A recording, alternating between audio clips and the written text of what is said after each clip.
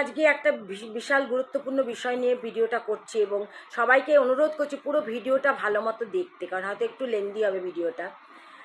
আমরা আজ কদিন দুদিন ধরে সোশ্যাল মিডিয়াতে বা নিউজে আপনারা সবাই দুটো খবর খুব চাঞ্চল্যকর খবর, যে দুটো শিক্ষিত মেয়েকে কিভাবে টর্চার করে শ্বশুরবাড়িতে মেরে ফেলা হয়েছে, বা তারা এখন সুসাইডের নাম দিয়ে সেটাকে চালিয়ে দেওয়ার চেষ্টা করছে। তো সেই নিয়ে আমি কথা বলতে এসেছি যে আজ এদের খবরটা বাইরে এসছে। এরকম অনেক অনেক মেয়ে আছে যারা মারা যাচ্ছে, তাদের খবরটা বেরিয়ে আসছে না। সেই জন্য আমি বলছি আজকে প্রথমে আমি মেয়ের মা বাবাকে বলছি, আমরা মেয়েদেরকে মানুষ করি সমান সমান, ছেলে মেয়েকে সমান সমান মানুষ করি, তাদেরকে সমান শিক্ষায় শিক্ষিত করি, তাদেরকে ইন্ডিপেন্ডেন্ট করি, তাদেরকে চাকরি করতে দিই, তাদের খাওয়া দাওয়ার প্রতি নজর রাখি, সব কিছু করি। কিন্তু ভুলে যাই বিয়ে দিতে যাওয়ার সময় আমরা কি করি, খুব তড়িঘড়ি করি। মেয়ে যতক্ষণ না বিয়ে করতে চাইছে ততক্ষণ বিয়ে দেবেন না। আমি বারে বারে বলছি, আমরা ভুল করেছি, আমার মা বাবা ভুল করেছে, এই ভুলটা করবেন না। আর ছেলে দেখছেন, ছেলের বাড়ি দেখছেন, সবই দেখছেন, কিন্তু অনেকে ভাবে যে কাছের লোক বা আত্মীয়র মধ্যে বিয়ে দিলে সুখী থাকবে। এটা সব থেকে চরম ভুল, কিছুতেই সুখী থাকে না সেখানে। আর একটা কথা, মেয়েকে যখন বিয়ে দিচ্ছেন পণে তো রাজি হবেনই না। অনেকে আবার পণ নেব না মুখে বলে, কিন্তু বিয়ের পরে সেই মেয়েকে কথা শোনাতে ছাড়ে না। ঠিক আছে, সেটাও পরে রাখবেন। মেয়েকে স্বাবলম্বী করার জন্য মেয়ের নামে হয় একটা বাড়ি করুন, ছোট ফ্ল্যাট কিনে দিন, আর না হয় মেয়ের নামে কিছু টাকা ফিক্সড রেখে দিন। আর একটা কথা, মেয়েকে যে গয়না দিচ্ছেন সেই গয়না ছেলের মা বাবা শুনে রাখুন। সেই গয়নার প্রতি ছেলে স্বামী বা স্বামীর মা বাবার কোনো অধিকার নাই, সেটা স্ত্রীধন অ্যাজ পার ইন্ডিয়ান লতেও এটা আছে যে ওটা স্ত্রীধন, ওটার প্রতি কারো কোনো অধিকার নেই, একমাত্র মেয়ের ওই অধিকার ওটাতে, এবং সেটা রাখারও কারো কোনো অধিকার নেই। সেটা তার স্ত্রীধন, সে তার বাপের বাড়ি থেকে নিয়ে আসছে সেই জিনিসগুলো। আর একটা কথা, মেয়েকে সবসময় বলবেন আপনারা এই কনকাঞ্জলি আর এই কন্যাদান প্রথাটা না উঠিয়ে দেওয়া উচিত।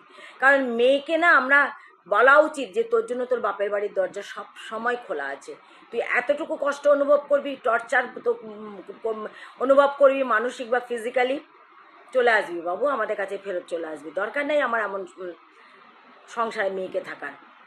ঠিক আছে, এই কথাটা ভালো করে বুঝিয়ে দেবেন। এই নয় যে মেয়েকে বিয়ে দিয়ে আমরা হাত পা ঝেড়ে দিলাম, আপদ বিদায় হলো না।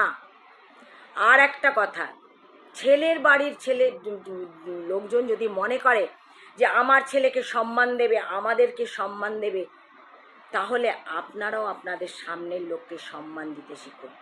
যে মেয়েটা আপনাদের বাড়িতে ঢুকছে সেই মেয়েটা একটা অন্য সংস্কৃতি থেকে, অন্য কালচারে, অন্যভাবে বড় হয়ে এসছে।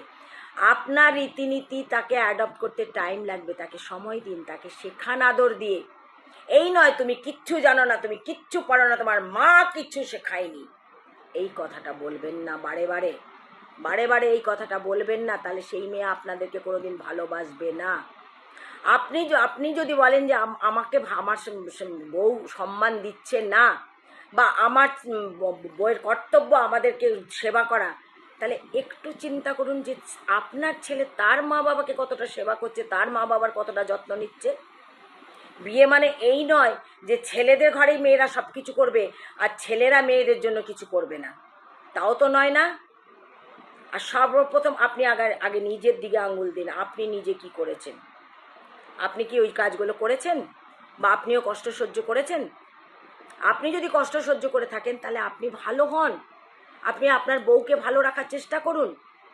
কেন অন্যের মেয়ে নিয়ে এসে আগেই এক্সপেক্ট করবেন যে আপনার ঘরের সমস্ত কিছু এসে একদিনে অ্যাডপ্ট করে নেবে এবং আপনাদের সবাইকে সম্মান করবে, আপনাদের সবাইকে সেবা করবে? আমার বাবু মনা কি খাবে সেই চিন্তায় আপনি পাগল হয়ে যান, কিন্তু পরের বাড়ির মেয়েটা এসছে, সে যা খুশি দিয়ে খেয়ে নেবে, সে বাপের বাড়িতে যা খুশি দিয়ে খেয়ে এসছে, তাই না? আপনি আপনার বাবু মনাকে বড় করতে অনেক কষ্ট করেছেন, আপনি বাড়ি করতে অনেক কষ্ট করেছেন, আর সেই মেয়েটার মা বাবা কোনো কষ্ট করেনি, সে আকাশ থেকে টপকে গেছে, ভগবান তাকে এমনি এমনি বড় করে দিয়েছে। এইগুলো চিন্তা করবেন আপনারা সবাই। আমি সবাইকে বলছি, প্রত্যেককে বলছি, যদি কেউ মনে করেন যে আপনাদের পার্সোনালি লাগছে, তা তো আবার কিছু এসে যায় না। এগুলো ঘটছে এবং ঘটে চলেছে। আর আমিও অনেক বাড়িতে আছে ননদরা নিজের সংসারে কি করছে, নিজে তার ভাসুর শ্বশুর নিয়ে সংসার করছে কিনা ঠিক করে সেটা দেখে না, আগে আসবে ভাইয়ের বউকে শেখাতে। বিচার করবে ভাইয়ের বইয়ের। তো এই জিনিসগুলো ননদদেরকেও বলে দিচ্ছি, তোমরাও সাবধান। এটা ছেলের মায়ের উচিত বলে দেওয়া বা ছেলের উচিত বলে দেওয়া, দিদি আমার বিয়ে হয়েছে, আমার পার্সোনাল লাইফে ইন্টারফেয়ার করবি না।